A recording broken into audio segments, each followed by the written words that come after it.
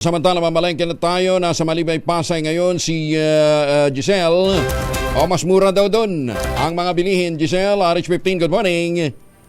Good morning, Kuya Angel. Kung sa Baclaran Market sa Parañaque City, pumapalo sa 400 ang kada kilo ng karne ng baboy. Dito sa Malibay Market sa Pasay City, mas mura naman sa 360 pesos ang kada kilo ng laman sa ilang tindahan. Ang liempo mabibili sa 380 pesos kumpara sa 450 pesos kada kilo sa ibang palengke, habang yung pork chop naman 360 pesos ang kada kilo. Ang ribs at pata 219 na mabibili sa 320 pesos sa ibang pamilihan.